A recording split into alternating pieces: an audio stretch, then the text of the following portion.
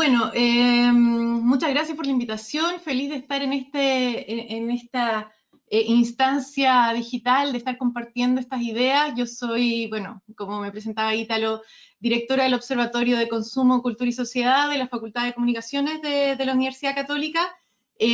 Hago clases sobre tendencias de consumo, sobre metodologías de investigación y también sobre estudios externos desde el OX para la industria. Y quería mostrarles un poco qué era lo que estábamos haciendo. Creo que está muy en diálogo con lo que hemos estado escuchando también en la mañana. Y en un principio me gustaría como preguntarnos qué es lo que entendemos primero que todo por consumidor postdigital. Porque muchas de las cosas que nosotros veníamos construyendo como grandes verdades, después de lo que hemos vivido, no solo desde marzo con la pandemia, sino que desde nuestro propio octubre pasado, se nos desarman de varias maneras. En el sentido en que muchas de las cosas que estábamos acostumbrados a medir ya no nos sirven y muchas de las cosas que tenemos que empezar a entender y a medir tenemos que hacerlo de manera muy rápida. Y en ese sentido, si bien es un concepto que se ha hablado ya más o menos desde el 2012, el mundo de lo post-digital, yo creo que tenemos que volver a replantearla, ¿no? Porque cuando todo es digital, cuando lo digital podríamos decir que es todo, ¿no? Tenemos el problema que no todo es digital. ¿A qué me refiero con esta frase? Que nosotros podríamos decir de que todo está funcionando, el mundo en el cual nosotros hemos concebido nuestras vidas cotidianas funciona a través de plataformas digitales, pero las personas no han digitalizado toda su vida. ¿En qué sentido lo digo? En que existen gaps donde todavía no hemos llegado para poder digitalizar, para poder comprender este impacto de lo digital en las vidas cotidianas. Y esto ha sido muy fundamental cuando nosotros estudiamos cuáles han sido los efectos de las pandemias, de lo que estamos viviendo, porque muchos de los sentimientos que los consumidores están expresando hoy día son difíciles de medir de manera digital. ¿Por qué? Porque lo que más tenemos hoy día es lo que se podría estar, se me pasa perdón, se me pasa la presentación, es lo que podríamos estar denominando como el empathy gap, que es un concepto que ha estado bastante en boga en los últimos años, pero que creo que para el caso chileno nosotros lo tenemos que adaptar de manera urgente.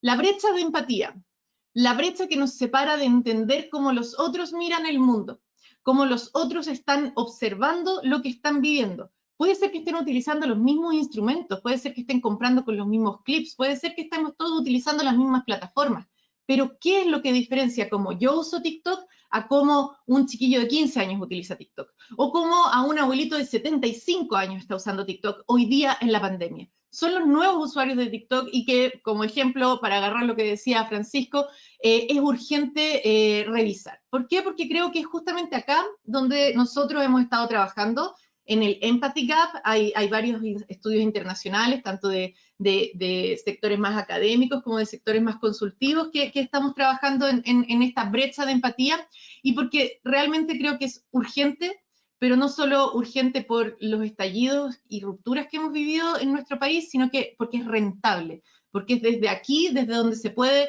priorizar y mejorar el negocio y, como bien decía Oscar en el caso de Clare, reformar todo el modelo de negocio, ¿no? ¿A qué me refiero con que vivimos un modelo de ruptura? Nosotros en el OX, en el Observatorio de Consumo, Cultura y Sociedad, que reúne a académicos de diversas disciplinas, que está alojado en la facultad y que venimos estudiando desde hace varios años las tendencias de consumo desde manera más académica y más científica, hemos estado hablando más que lo que estamos viviendo hoy día no es la sociedad post-COVID, o la sociedad post-pandemia. Hay un montón de informes que han salido, que han surgido sobre sociedad post-COVID, post-pandemia, cómo va a cambiar el consumidor post-COVID, cómo va a cambiar el consumidor post-coronavirus. Y nosotros creemos que es necesario que demos un paso atrás, específicamente para el caso de Chile. ¿Por qué? Porque creo que nosotros hemos estado viviendo rupturas sobre rupturas, así como si habláramos de placas tectónicas que se vienen moviendo desde hace mucho tiempo, desde milenios probablemente podríamos decir en tiempos sociales, pero que expresan rupturas, terremotos, en nuestro país sísmico lo entendemos muy bien, en distintos tiempos y de distintas intensidades. Lo que vivimos en octubre del año pasado fue una ruptura tremenda, sigue aconteciendo ese movimiento, por supuesto que ayer lo vimos y lo estamos viendo, el terremoto en distintas dimensiones, pero el COVID ha venido a hacer otra ruptura, es otro movimiento de placas. Estos movimientos post ruptura nosotros los estamos entendiendo más bien bajo el concepto de trastornos. Trastornos que son sanitarios, sociales, económicos, políticos, emocionales, sin duda, pero que tienen que ser estudiados de manera subjetiva, empática, identitaria, cotidiana, desde dónde las personas están viviendo esta ruptura, cómo les afecta en su cotidianidad, cómo les afectó la vida cotidiana desde el octubre, desde el diciembre, después del marzo, y cómo está hoy día, en julio. Es necesario que construyamos ese recorrido de esas rupturas, porque afecta, por supuesto, en los trastornos sistémicos, valóricos y, por supuesto, ideológicos que estamos viendo en grandes movimientos hoy día desde el consumo, pero sobre todo desde enfoques amplios sociales, ¿no? Entonces, ¿qué es lo que nosotros estamos haciendo? Bien rápido para presentarles un poco algunos ejemplos luego. Estamos reformulando los sensores y los valores que medimos. ¿A qué voy con esto? A que necesitamos nuevos termómetros, nuevas escalas Richter, por decirlo así en la metáfora que hablábamos antes, para medir estos nuevos valores, valores positivos, valores negativos, valores subjetivos que las personas y los consumidores están sintiendo hoy. Porque nos hemos llenado mucho de diagnósticos sobre el miedo, ¿no? Todos hemos hablado sobre el miedo, todos sabemos que sentimos miedo. Probablemente si nos hablaban en marzo de 2019 de si teníamos miedo sobre morir a una catástrofe global, no íbamos a votar grandemente sobre ese indicador, pero hoy día el miedo a morir por agarrar, como bien decían, una servilleta en un restaurante, es algo completamente nuevo. Sin embargo, el miedo tenemos que enfocarlo de manera psicoanalítica y de manera también filosófica. Y eso es lo que nosotros queremos traer un poco desde la academia para aportar a la industria. Porque hay que ser muy estratégico para distinguir lo permanente de lo momentáneo de estos miedos. Hay miedos que son momentáneos, que probablemente van a tener distintos procesos de trauma y de post-trauma, de cómo voy a volver a mi vida después de lo que hemos vivido, pero hay procesos que van a ser permanentes. O otros procesos que venían de antes y que se nos han quedado un poco colados porque pasó octubre, porque pasó COVID. En ese sentido, hay que reconocer de manera muy fundamental que tenemos que apelar con diversidad de certezas hacia los consumidores frente a estos miedos y estos valores que pueden ser más permanentes o más momentáneos. ¿Cómo estudiamos nosotros estas tendencias emergentes? Porque van surgiendo, van emanando de la realidad. Bueno, nosotros hemos estado utilizando varias metodologías, no les voy a dar la lata con esto porque tiene que ver más con marcos científicos y éticos de investigación social que nosotros hemos estado trayendo desde disciplinas como la antropología, disciplinas desde la sociología, por supuesto, las comunicaciones, el análisis de discurso y que lo hemos pasado a el estudio de consumidores y de las prácticas de tendencias hacia el consumo. Para nosotros es muy importante, desde lo que estamos haciendo en la Universidad Católica, reconocer tendencias a través de mediciones que sean sensibles en tiempo real. Creemos que desde ahí podemos hacer un aporte. Generalmente uno considera como la academia, la universidad, como este tremendo armatoste que se mueve lento, que los profesores no se actualizan a tiempo. Y aquí hay generaciones más nuevas que estamos también pensando que no, que eso tiene que ser una mitología que tiene que ser quebrada, porque estamos generando instrumentos de medición en tiempo real, que permitirían eventualmente poder conversar con los grupos estratégicos desde distintos diálogos, de distintos idiomas, y poder dar contención a estos miedos que pueden ser más momentáneos, pero también generar estrategias a mediano y largo plazo de certezas para estos cambios permanentes que nosotros venimos observando desde hace más tiempo y que no se van a dejar de mover como estas placas tectónicas que nosotros estamos súper conscientes, ¿no? ¿Qué es lo que nosotros hacemos? Reconocemos que el Big Data es un modelo de análisis masivo y tremendamente fructífero para muchos de los análisis que se requieren en la comprensión de los consumidores actuales, pero nosotros apostamos por otra técnica. Apostamos por la técnica del Stick Data. ¿Qué se refiere a Stick Data? Que en vez de observar miles y miles de metros cuadrados del océano, de la superficie del mar, nosotros preferimos agarrar un metro por un metro por un metro y tirarnos hacia lo más bajo que alcancemos hasta llegar al fondo marino, entendiendo que nos vamos a encontrar con una muestra, un ecosistema, pero cuya complejidad de ese ecosistema va a ser tan rica que nos va a permitir, a través de teorías sociales y de teorías de métodos científicos, comprender las relaciones entre cuando aparece una tortuga, cuando aparece el caracol, cuando aparece el caracol siempre aparece un coral, siempre que hay un caracol y un coral aparece este otro pez, y entender las relaciones. Porque cuando nosotros entendemos las relaciones sociales, podemos finalmente abarcar y modelar distintas otras realidades en estos distintos tiempos, que es lo que yo les estoy planteando. Hemos trabajado con Big Data para distintos estudios. Uno de los estudios más recientes que hicimos fue para el año pasado, para el gremio de los centros comerciales en Chile. Fue un estudio que fue entregado el 15 de octubre, a días de lo que hoy día le llamamos el estallido social, pero que, revisándolo nuevamente, estábamos en algún tipo de descubrimiento muy interesante, porque justamente tenía estos distintos tiempos que les voy a tratar de presentar bien rápido para dejar las horas también, los minutos para las preguntas. ¿Qué es lo que nosotros hacemos? Trabajamos principalmente con metodologías que vienen desde el análisis de los medios comunicacionales, el análisis de redes sociales, pero atravesados desde una comprensión compleja del mundo de lo digital en la sociedad real, civil, física, como le queramos llamar, ¿no?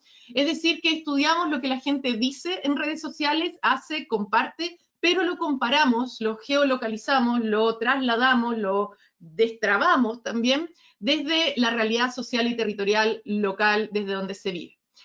¿Por qué? Porque la etnografía nos permite generar marcos de interpretación que son basados en la antropología, entender las prácticas, las estructuras, las eh, costumbres de la gente, pero entendiendo que también cuando la gente comparte algo en redes sociales, está ya produciendo una experiencia de consumo en sí misma.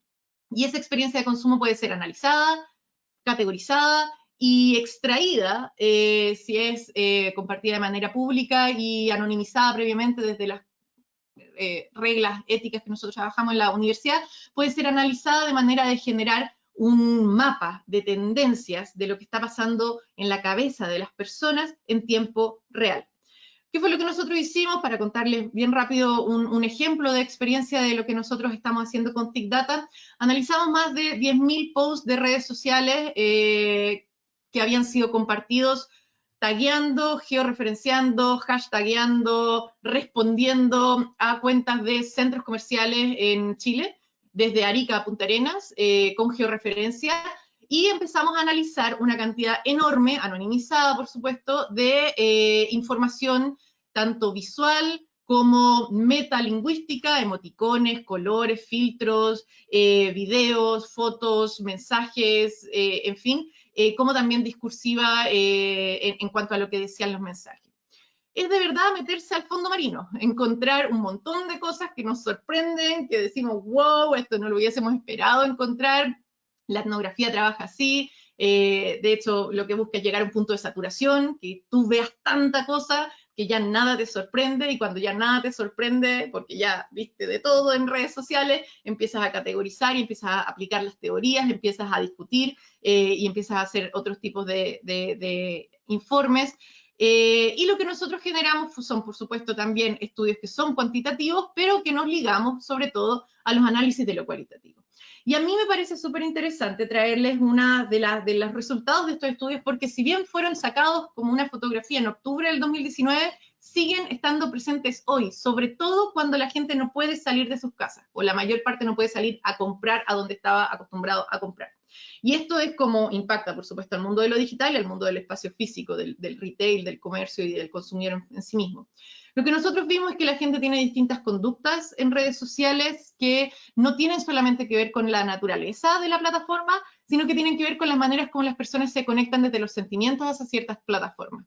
Lo que nosotros encontramos fue, a grandes rasgos, no los voy a, no alcanzo a explicarlo todo, por supuesto, fueron 14 grandes tendencias, perdón, 14 atributos y 4 megatendencias, atributos que alimentaban cada una de sus tendencias y que nosotros le pusimos nombres que pueden ser interpretados también desde los marcos más amplios de qué es lo que está pasando en la cabeza de los consumidores y cómo estas burbujas, estas distintas como algas van saliendo, van creciendo o van eliminándose o pereciendo también en este ecosistema. ¿no? Entonces, dentro de las cosas que nosotros buscamos es que la gente a través del consumo transporta su vida cotidiana, taguea, hashtaguea cosas donde miente directamente, dice que está en ciertos lugares cuando está afuera de esos lugares, cuando está hablando desde otros lugares, se aprovechan de las redes sociales, se aprovechan de los algoritmos, de la publicidad pagada de ciertos retailers para llamar la atención, para publicitar sus propios productos, miente, las personas mienten. Cuando nosotros tenemos grandes modelos de Big Data, a veces no vemos esas mentiras, no vemos esas ironías, y eso es parte también de nuestra naturaleza humana, ¿no? Vimos también que existía una relación entre lo físico y lo simbólico del comercio, vimos que también las personas sentían en estos espacios de consumo espacios de bienestar desde donde podían reflexionar, y muchas de esas personas no están, por supuesto, yendo a esos lugares hoy día y están trasladando esas experiencias a plataformas de consumo digital, por supuesto, el e-commerce, pero también lo están viendo desde otros puntos de vista. ¿Dónde están esas territorialidades que no están siendo satisfechas hoy día? Vimos que la gente compartía mensajes de tremenda profundidad filosófica mientras estaba en espacios de consumo. Vimos que los consumidores querían traspasar fronteras también de lo que se podía y lo que no se debía hacer en un centro comercial, reflexionar sobre la vida, reflexionar sobre la muerte, temas incluso más morbosos que no voy a traer a la discusión matutina, pero que estaban presentes en también el debate de qué era o no era un espacio de consumo y qué se podía hacer y qué no se debía hacer.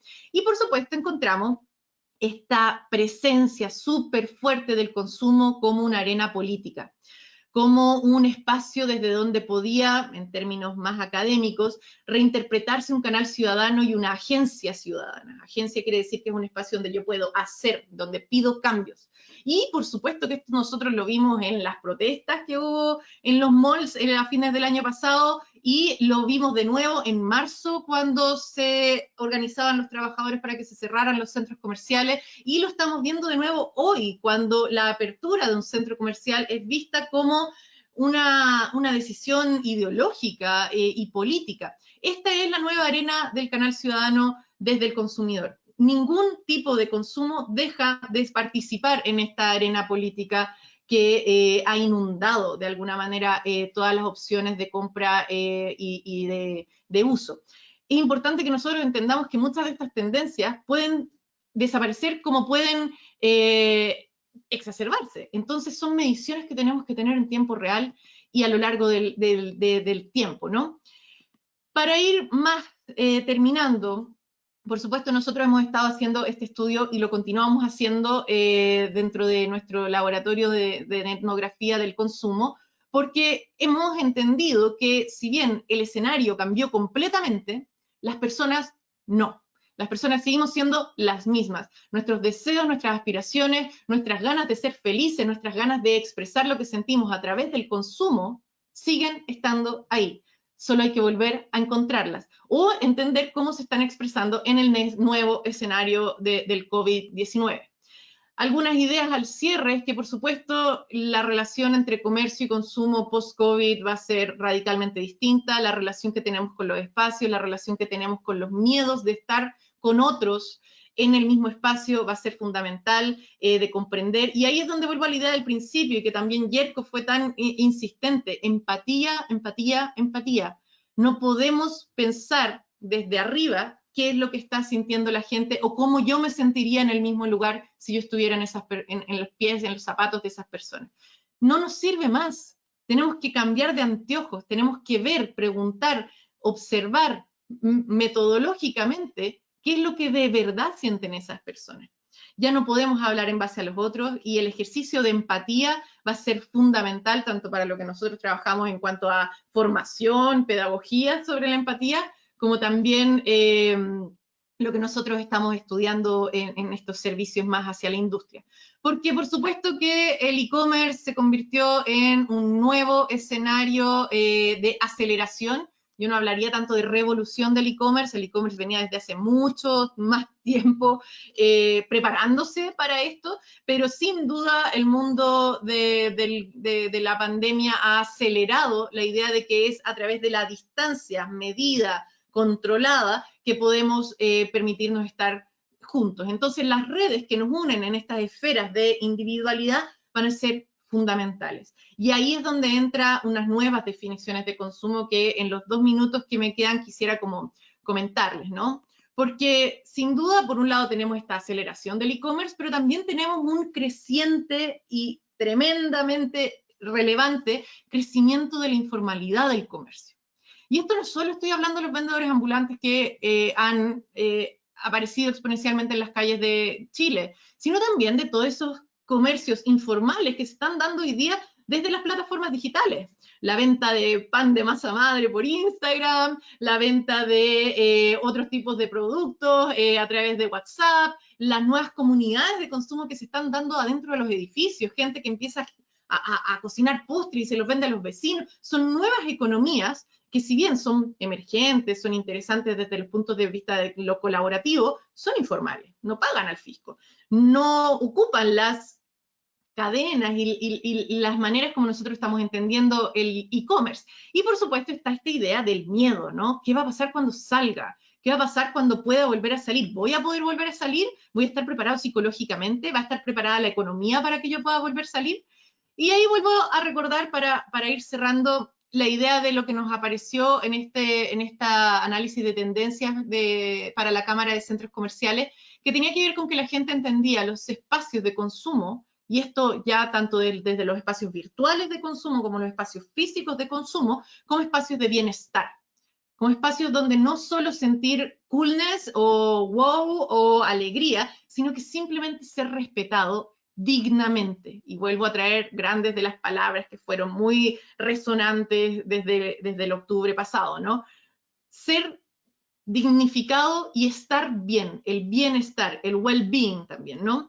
Y en ese sentido yo creo que esa es una clave de lectura, una de las tantas que nosotros estamos observando en esta reconstrucción de este mapa de tendencias en tiempo real, porque el bienestar va a ser fundamental para cualquier tipo de comprensión del consumidor post-digital, post-COVID. ¿Qué es lo que lo va a hacer sentir bien? ¿Cómo mi marca, cómo mi plataforma, cómo mi modelo de negocios recupera, reconstruye estas esferas de bienestar que han sido completamente eliminadas después de lo que hemos vivido en los últimos 10 meses? Para ir cerrando, me gustaría dejarlos con dos ideas que son las que nosotros estamos trabajando desde LOGS. Por un lado, sí, hay que reconocer el miedo. Los miedos son a lo desconocido, al otro que antes me podría parecer despectivo o indiferente, pero que hoy día es un riesgo potencial. Un otro desconocido hoy día puede generarme la muerte de a mí y de mis queridos. Entonces hay una nueva relación entre los otros que va a cambiar muchas de las esferas de cómo funciona nuestra sociedad. Por otro lado, el miedo a las masas, la individualidad que tanto este filósofo que nosotros usamos mucho, Byung-Chul Han, habla desde hace más de 10 años, va a ser fundamental, pero también va a ser muy interesante cómo la gente va a reformular el concepto del grupo, de la comunidad, de la tribu. Ahí yo creo que hay todo un mundo desde el consumo que hay que reconversar, que hay que reentender. Hay una ausencia de confianza, sin duda. Hay un miedo al encierro con otros, estar adentro de un restaurante, estar adentro de un supermercado, o las preparaciones que voy a tener que tener, tanto físicas, sanitarias, económicas, como también protectivas, para estar con otros en el mismo tiempo. ¿Y quiénes van a poder tener el privilegio de estar con otros en el mismo tiempo y sentirse seguros? ¿Y quiénes no? Hemos visto estas escenas tremendas en los últimos meses de las micros, como han disminuido los recorridos de micro en gran parte de la ciudad de Santiago, y las personas que ya estaban hacinadas hoy día están como más hacinadas que antes. Y por otro lado, tener que muy claro que todos estos miedos también conllevan una pulsión contraria, como dirían los psicoanalistas, que es una pulsión de vida, ¿no? No me voy a quedar mucho en eso, es para otro día, que tiene que ver con un reconocimiento de la vida. Estamos más vivos que nunca, sobrevivimos a todas estas cosas que estamos viviendo. Vamos a disfrutar de una vida simple, cercana, vital, vuelta back to the basics, volvamos a sentirnos en comunidad, volvamos a abrazar. Y esto lo vemos mucho en las marcas y los que han sabido entenderlo están comunicando, ¿no? Pero este volver más vivos que nunca va a ir de la mano, y aquí creo que es fundamental para todos los que estudiamos consumo, de un restablecimiento de límites. ¿Quiénes somos nosotros? ¿Nos sirve decir que somos ABC1 para volver a trabajar a la calle? No, el ABC1 ya no vale de nada. En 4 meses se cambió completamente la estructura de ingresos del país. En ese sentido, todas las categorías de análisis que nosotros teníamos de los consumidores, que tenían que más que ver con los ingresos, ya no sirven. Ya no sirven, porque si ganabas sobre un determinado monto, pero vivías en un lugar donde estabas rodeado de personas que ganaban otro monto, la estrategia sanitaria es distinta para ti. En ese sentido, estos nuevos límites van a ser fundamentales, son límites que son sanitarios, que son urbanos, que son logísticos, pero que por sobre todo son humanos. Y esta es mi última diapo. Porque cuando nosotros entendemos de cómo preparar a la gente para volver a centros comerciales, pero cómo preparar también a la gente para entender las nuevas estrategias de negocio desde lo digital o desde una alternativa a ese miedo de ir a un espacio físico de consumo, es que nosotros vamos a tener que entender, primero, quiénes son estos grupos de nuevos nosotros, cuántos hay, cómo se juntan, cómo se dividen, cómo se reconocen. Es una nueva dinámica de división de la sociedad en su conjunto y que vamos a tener que ver cómo responder desde el bienestar para disminuir sus grados de miedo a cada uno de estos grupos distintos. Va a ser distinto tener miedo si tienes 15 años, va a ser distinto tener miedo si tienes 65 años hoy día, o si tienes 75 y te van a dar permiso para salir. Ahí está la clave del bienestar. Creo que cualquier tipo de comprensión hacia el consumidor tiene que ir hacia reconstruir la idea de bienestar, de entender que las marcas y las soluciones de mercado pueden reconstruir esta idea de bienestar y que va a ser fundamental tenerlo muy claro para volver a entender este mapa de tendencias y mapa de estos nuevos nosotros que se están generando en las comunidades de consumidores. Ahí me quedo, así que 26 minutos. Me quedo hasta acá, Ítalo. Perfecto, muy matea con el tiempo, Liliana. ¿Eh?